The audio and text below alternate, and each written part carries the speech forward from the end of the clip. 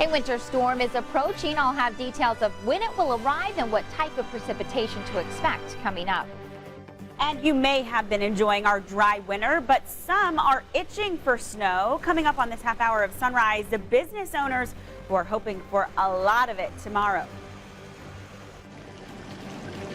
And we are chasing away the upcoming snow and preview spring with real tulips that are in bloom, some great backyard ideas, and that's not all. More than 900 things to show you coming up here at the Home Garden Show as we think spring. And Matt McCutcheon will do it coming up. From Indiana's news leader, Eyewitness News Sunrise starts now. And we'll start you off with a beautiful shot of downtown Indianapolis this morning. The scene quite clear right now, but that could be a much different story in just a few hours. And Kelly Green is here tracking a big storm moving into the area over the next few days. Could be more rain, could be more snow. All of this depends on the temperature. Right. We are really watching out as the system evolves. It has continued to bring in some warmer air over the last couple of model runs that we look at, and that will make a big difference on what type of precipitation we see. So we're going to continue to tweak this throughout the day today. We are starting to see the clouds filtering in. These are just some high clouds, all due to the storm off to our southwest. Notice we can see some rain here pushing into Kansas City. It'll likely start off as rain, and then we'll see that shift over to snow. But right now, just a beautiful look at our Morse Reservoir cam here. A light breeze out of the southwest, and those southwesterly breezes will help warm us up today. It's currently 20 degrees in Noblesville, 19 in Seymour, 15 degrees in Connorsville, and 22 in Muncie. Currently, it's 18 degrees, a chilly start this morning, but those winds out of the south are going to warm us up today. Feeling like 11 right now for that wind chill value, but temperatures rebound into the upper 30s and low 40s this afternoon.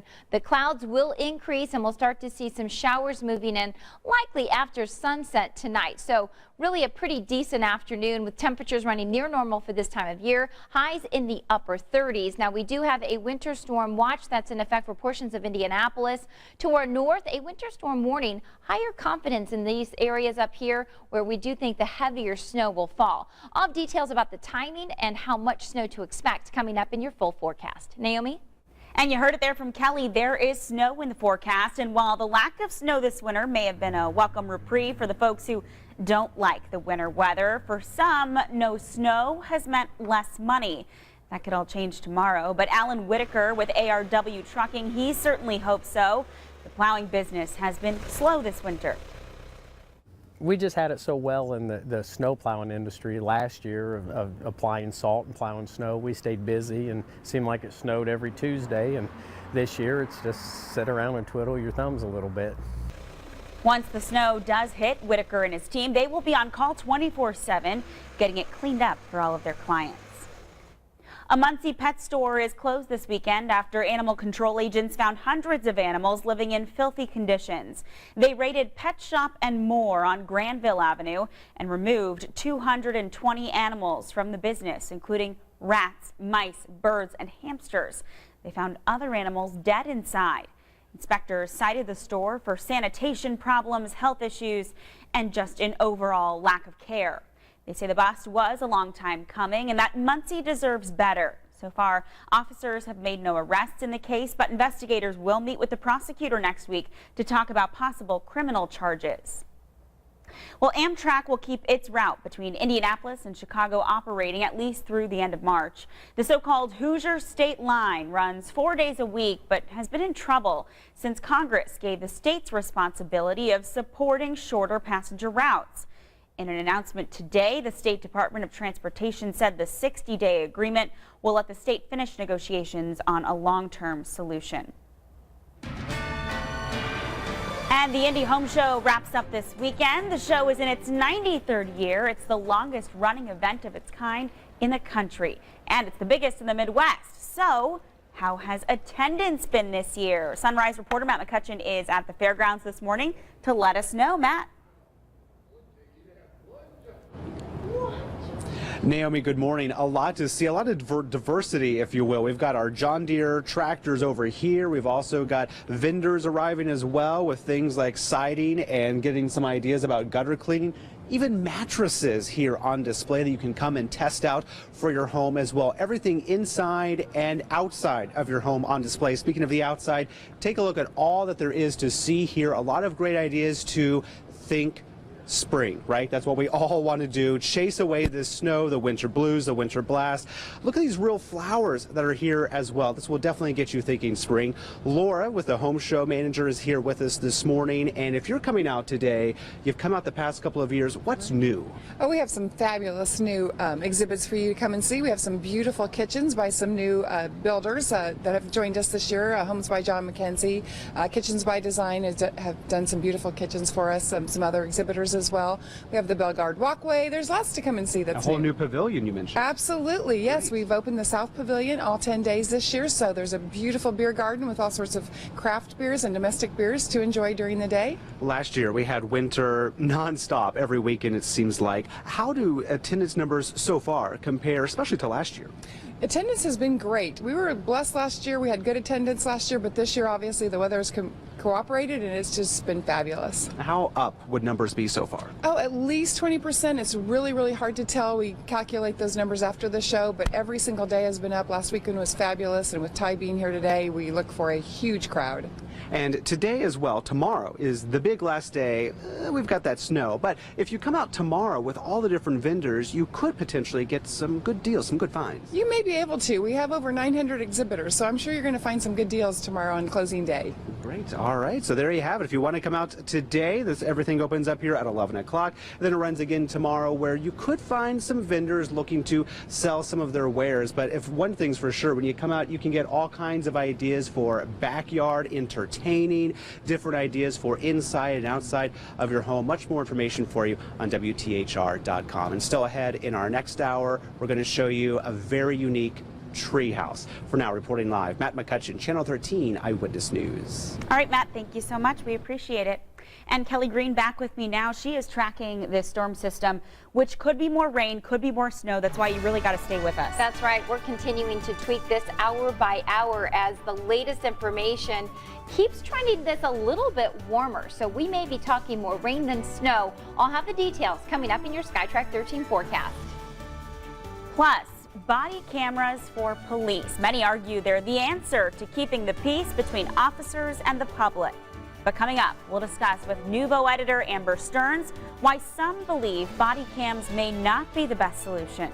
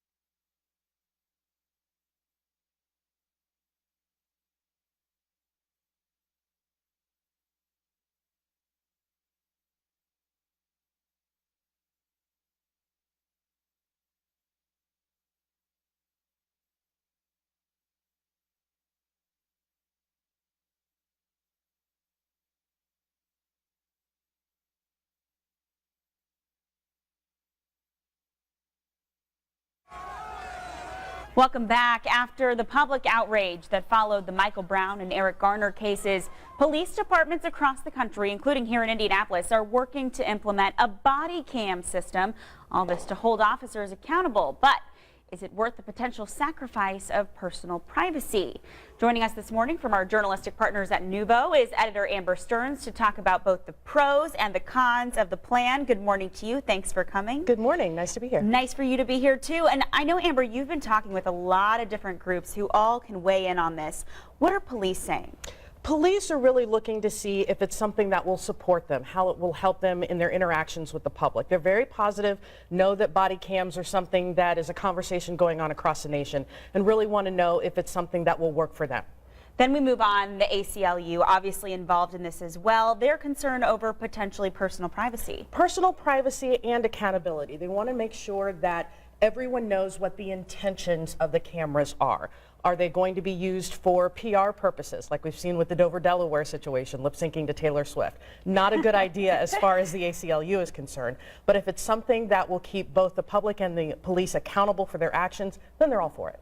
We know the police union always wants to weigh in on stuff like this. What are they telling you? They really want to make sure that everything is clear.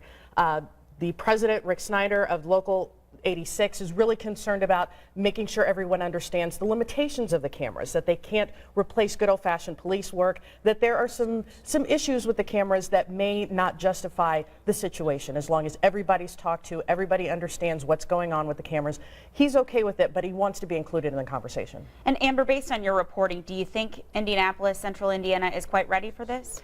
I think they are. Everybody is talking about the value of the cameras. As long as everyone knows exactly how they're going to be used, I think Central Indiana is ready. Of course, there is the cost, and we didn't get into the conversation too much about that, but that's going to be a big part of the conversation if IMPD decides that's where they want to go. Yeah, certainly always a factor in this. Body cameras are not cheap, but we're seeing them all across the country and even here in Indy. Thank you so much for coming in and sharing all the sides of this for us. We appreciate it. You're welcome. Thanks for coming. All right. Well, still ahead, the big game is just one day away, and NFL Commissioner Roger Goodell's first public appearance since Deflategate, and the last-minute preps going on in Glendale, Arizona.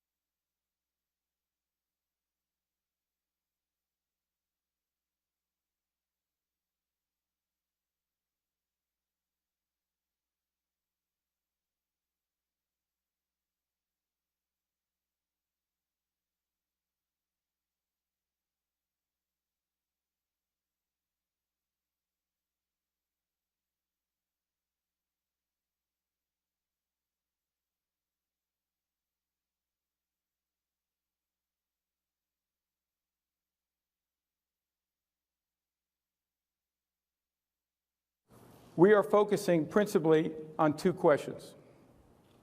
Why were some footballs used in the game that were not in compliance with the rules? And was this the result of deliberate action? I want to emphasize, we have made no judgments on these points, and we will not compromise the investigation by engaging in speculation. Those words from NFL Commissioner Roger Goodell with his State of the NFL address. He answered questions about the ongoing investigation into whether the Patriots knowingly deflated their footballs during the AFC Championship game against the Colts. Goodell definitely has his plate full as he talked about the way the league handled a number of domestic violence cases involving players this year.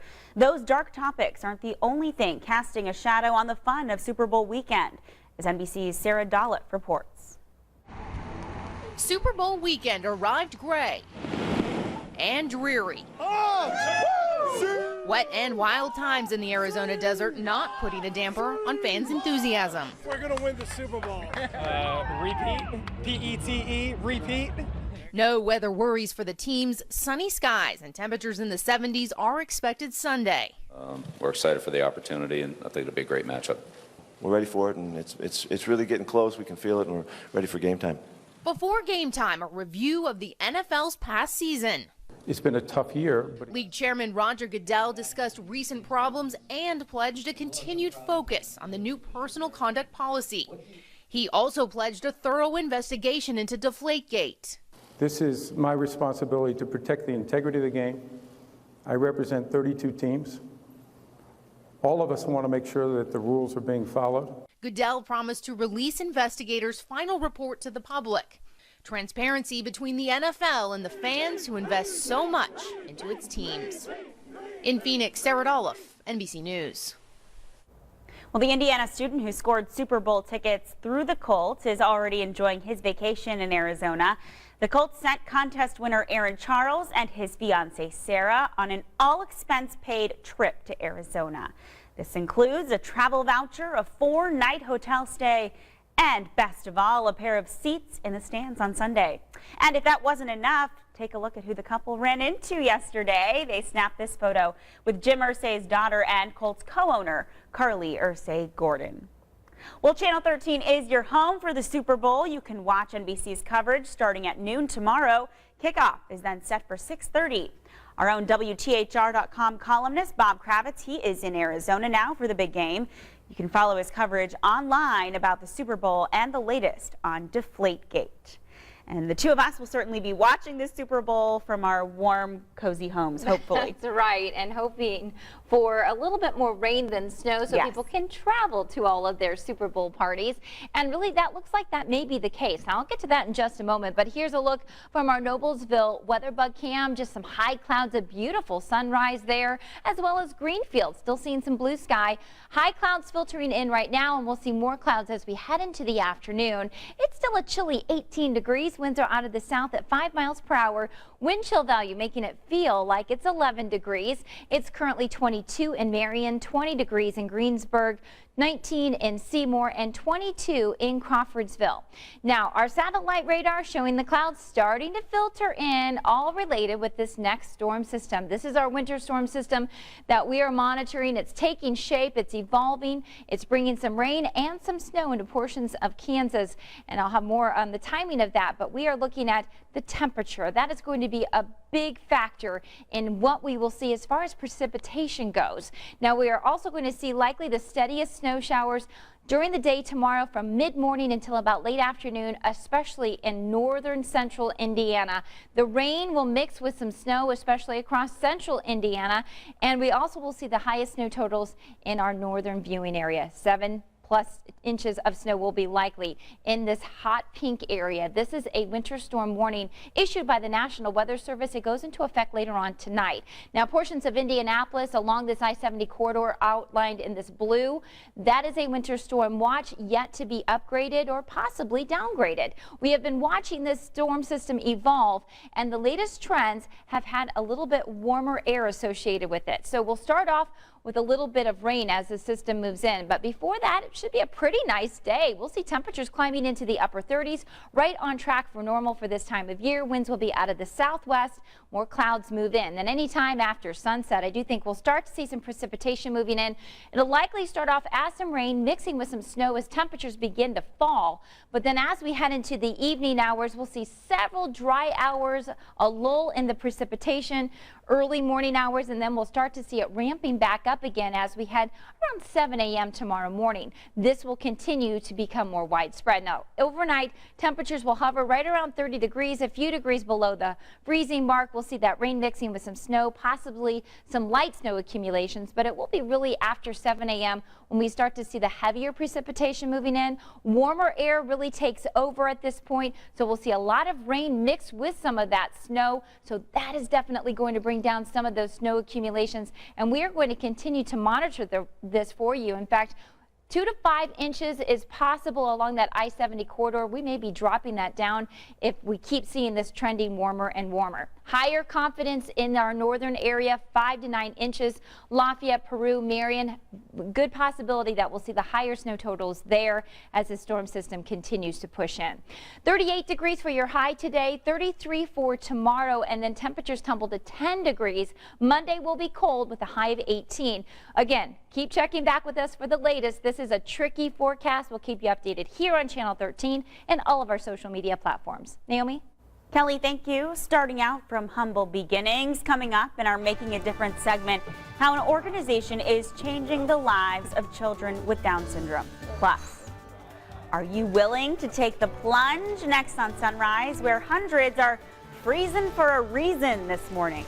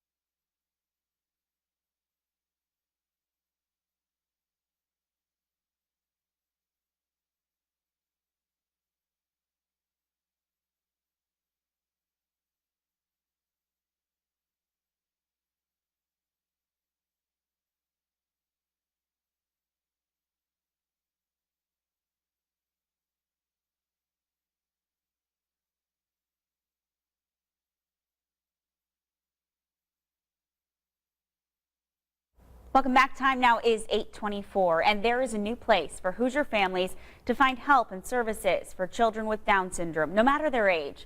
In this morning's Making a Difference, Sunrise anchor Bruce Kopp shows us how an idea born here in the Midwest is growing dramatically across the country. 4-year-old Leo Mays has been giving the newest play area designed just for him a test drive. Leo's mom and dad have been part of the effort to open Gigi's Playhouse in Indianapolis. There are a lot of really wonderful resources here in the state, but there's nothing that's specifically tailored to people with Down syndrome. A place to come and feel comfortable and be with his friends and hopefully continue to grow his skills both through the literacy program. Hopefully he will get assistance learning to read here. Gigi's Playhouse provides educational and therapeutic programs at no charge to Down syndrome families and serves children and adults of all ages. The first Gigi's Playhouse opened up 12 years ago in Chicago. There are now 19 locations across the country.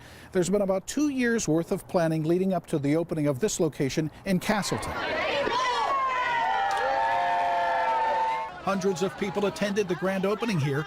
The founder is Nancy Gianni from Chicago. She named the venture after her daughter Gigi, who's now 11 years old. A lot of times when you get the diagnosis of Down syndrome, you hear a lot of I'm sorry's. You don't hear a lot of congratulations. So the first thing we do is celebrate this new child that they have, and then we're with them every step of the way. We give them all the tools they need. We do one-on-one tutoring in literacy and math. We help the little ones learn to crawl. Beth Meehan has been one of the moms working to open this location. As a parent with a child with Down syndrome, it's very overwhelming to get the news of the diagnosis at first. And I think just to have everyone else recognize that they know what you're going through. But to have one place where a lot of that can come together, where you can sit on a couch with another parent and share ideas, share experiences, and find the best way, to make something work for your kid. It's a pretty emotional thing, I think, for a lot of people involved, obviously, because it's, it's our lives and it's our children, and it's what could be more important than that. And the number of Gigi's Playhouses continues to grow, with at least 10 more opening elsewhere by the end of the year. In Castleton, Bruce Kopp, Channel 13 Eyewitness News. Bruce, thank you. And if you know someone making a difference here in Indiana, contact us on Facebook or on Twitter. Well, downtown Indianapolis is now swarming with gymnasts from across the country, all of them competing this weekend. The largest gymnastic meet in the nation. It's going on now through Sunday. It's an example of why Team USA ladies do so well at the Olympics. 120,000 gymnasts compete through USA Gymnastics. That huge group creates a pool of athletes generating the world's best. And you're going to see the biggest and the best. Gabby Douglas, Allie Raisman are both back in the gym. They're doing well. We think they're going to be competing this summer. So we're excited about what the P&G Championships are going to bring this year. Well, if you just want to go watch, the event is free to the public and it's at the Indiana Convention Center. The stars who will compete for a spot on the Olympic team compete here first at the P&G Championships in August. We have a link where you can learn much more. It's at WTHR.com. A local corrections officer finds himself on the other side of the law. Coming up in our next half hour of Sunrise, what he's charged with and why he's out of jail this morning. And a winter storm watch is in effect later on tonight into Monday morning for portions of Indianapolis and central Indiana. In the pink, that is a winter storm warning. Higher confidence that heavy snow will arrive. I'll have the details coming up on Sunrise.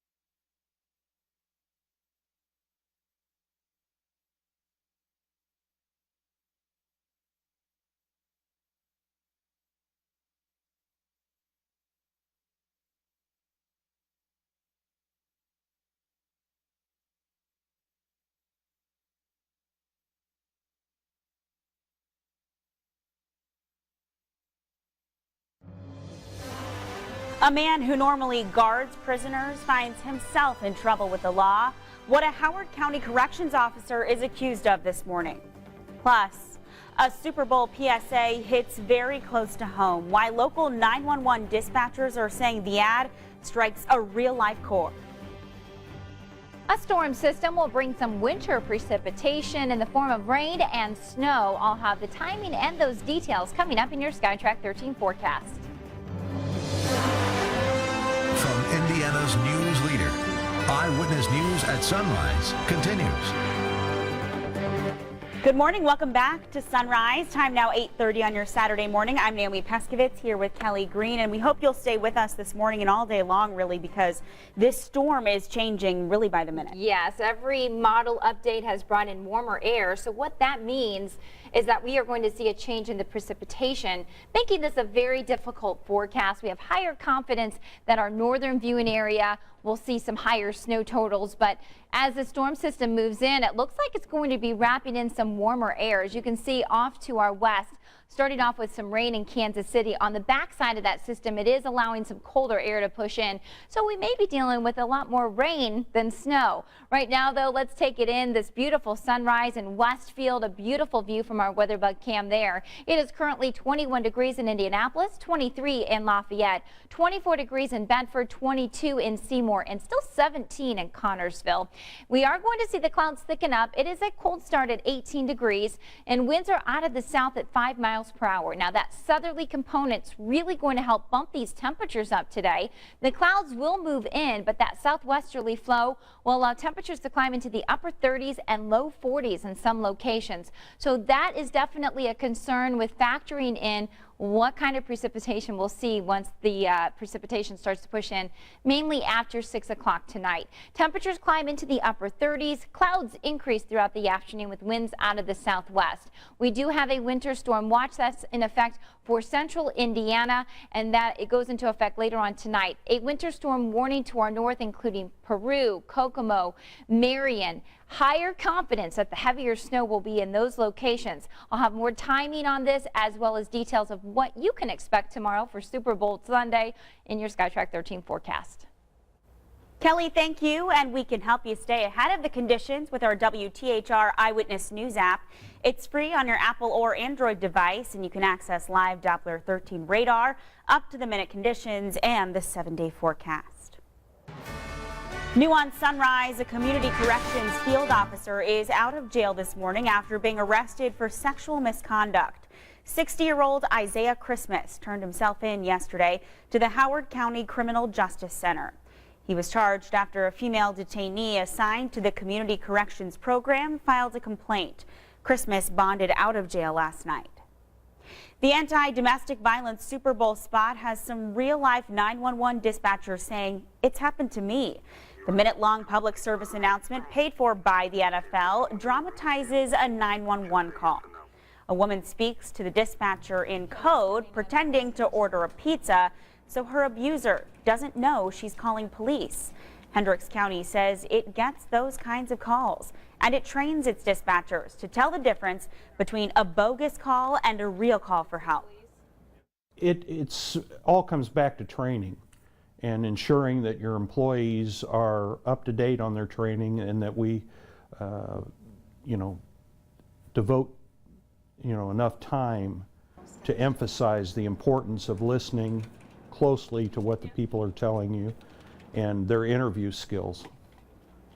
Hendricks County has a national certified 911 dispatcher training program, but most Indiana counties do not. So veteran operators are concerned some dispatchers will mistake a call for help as a prank or as a hang-up. Disturbing accusations against a teenager in Delaware County. A 16-year-old Yorktown boy faces an attempted murder charge, and the prosecutor says he planned to do much worse. Troy Olin Fogel is in the Delaware County Jail this morning.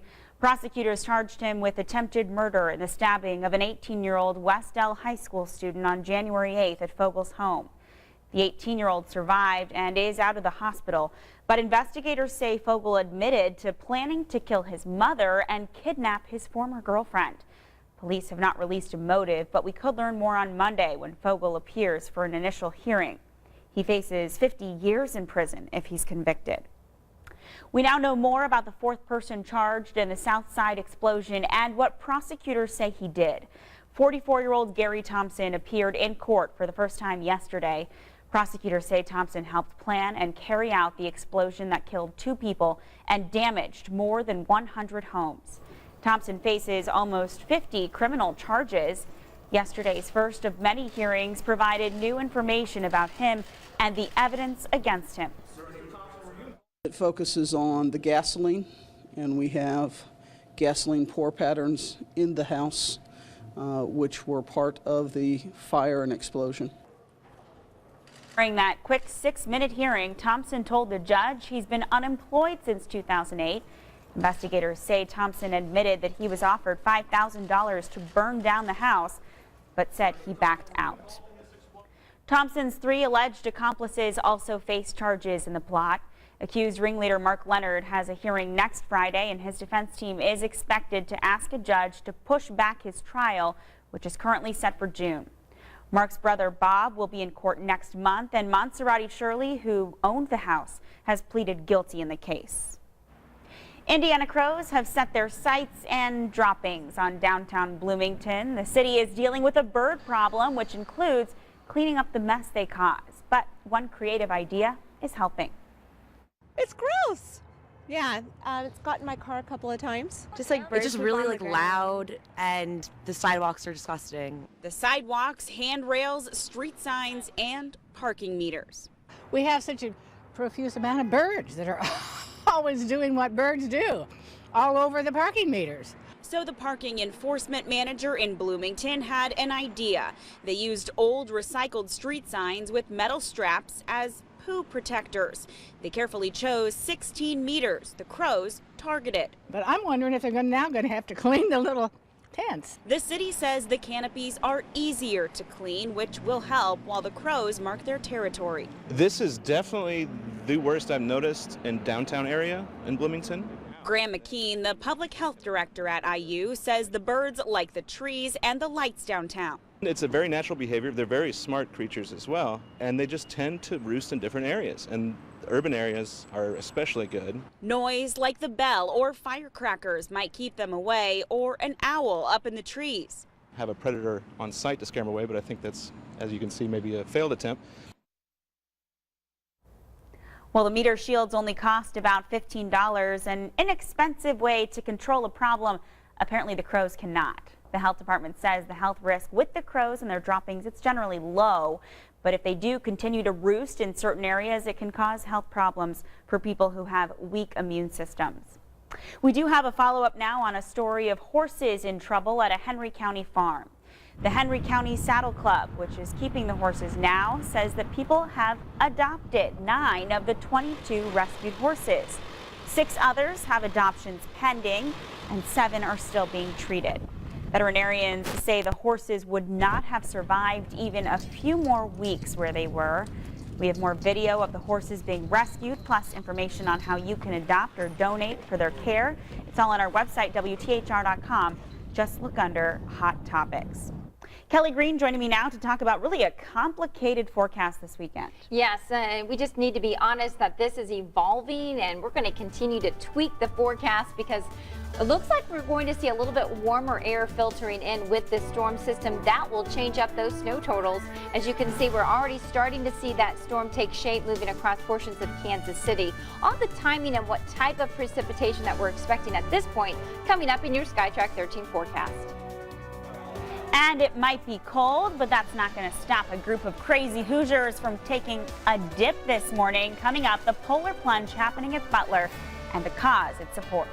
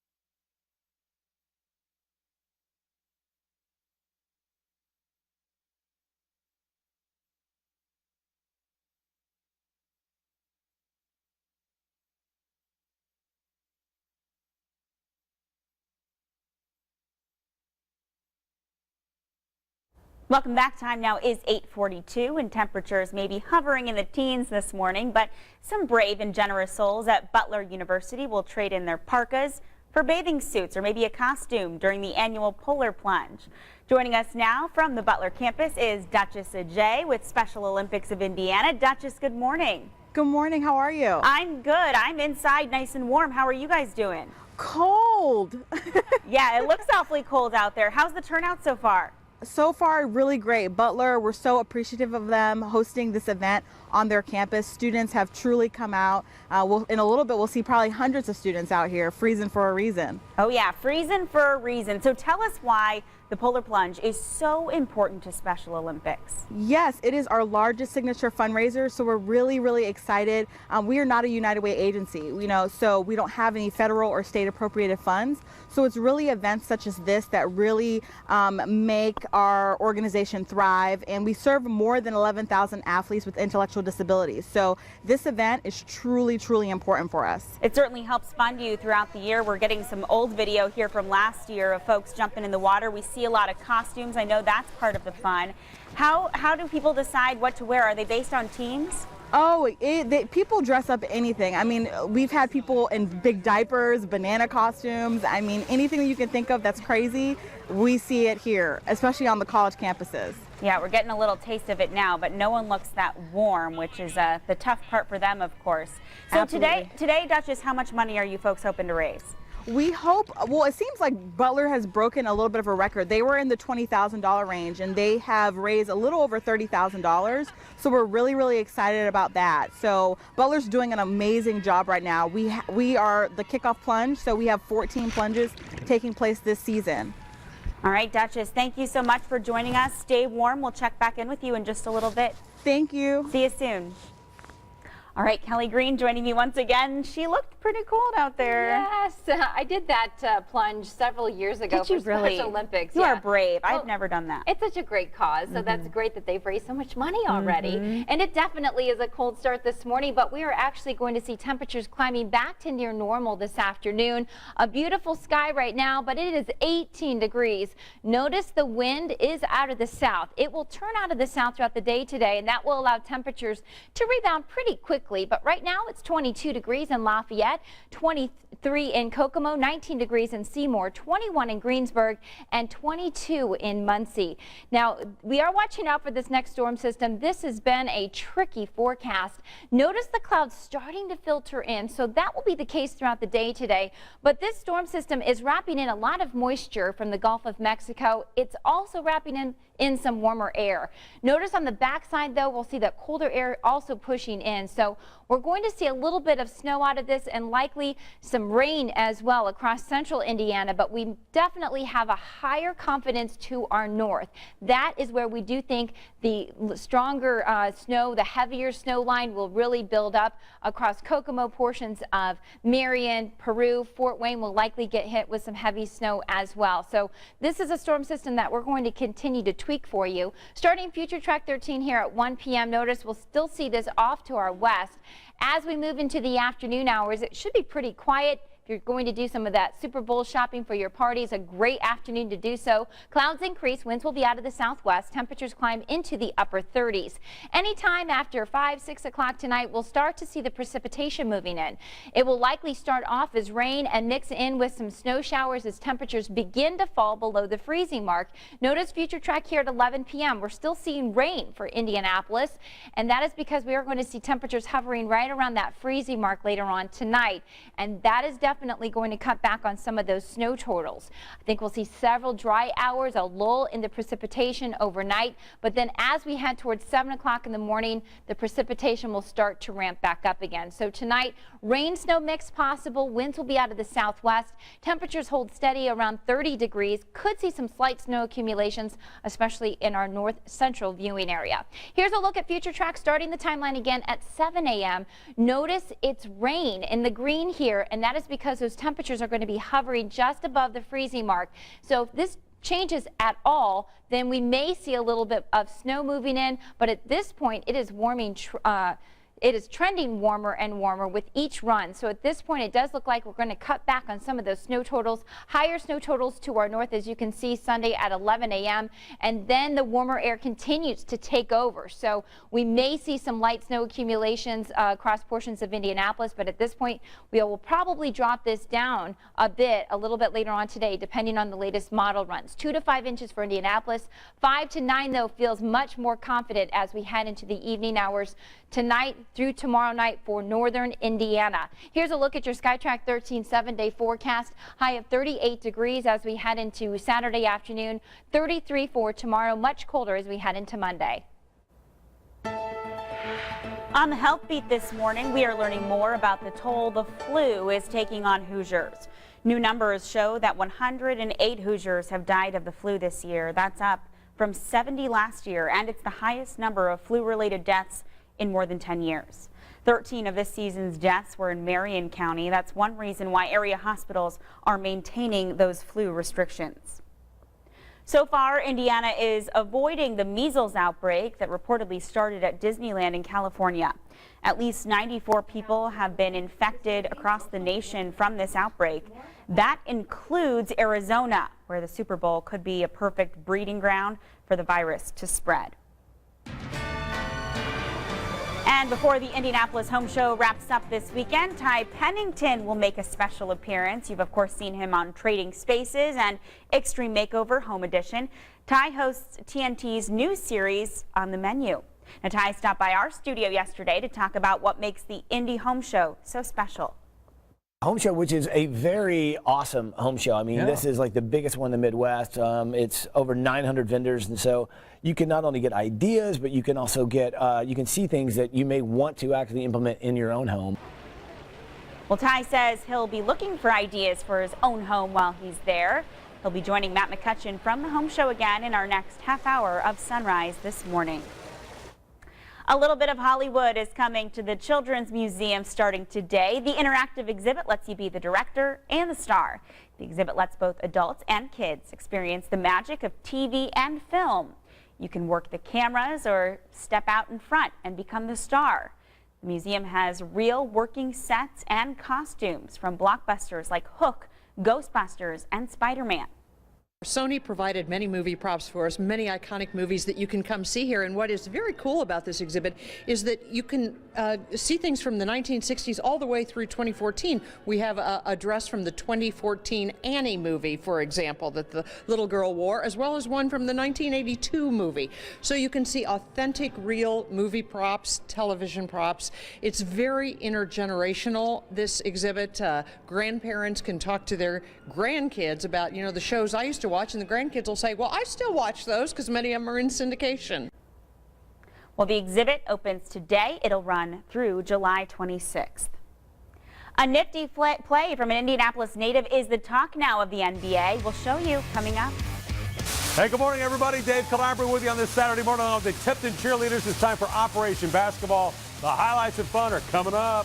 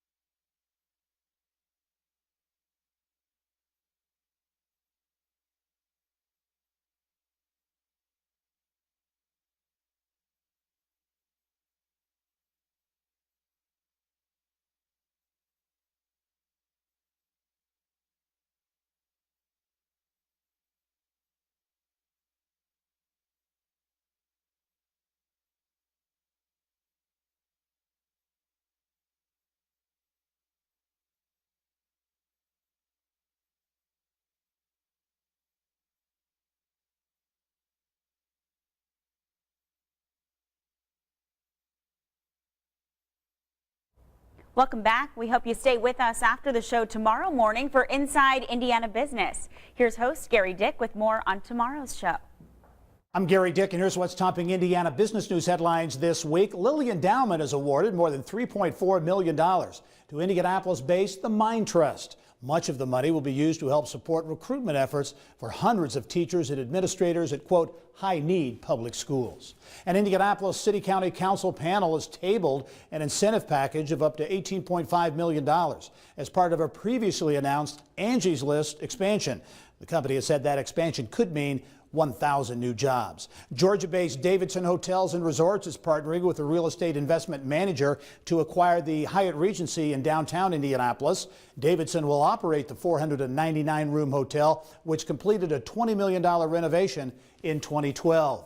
2 new stores are coming to Edinburgh premium outlets, Abercrombie & Fitch and Express. The outlet mall also says several existing retailers are reinvesting in that property. And we'll have all of the week's business news, including combating the meth problem in Indiana, the human and economic stakes for Hoosier communities. That's tomorrow morning at 11 right here on Channel 13. I'm Gary Dick. Go out and make it a successful weekend. Operation Basketball on Eyewitness News is brought to you by Reed Orthopedics and Sports Medicine, Ray Skillman Automotive, and powered by the IHSAA. Go time!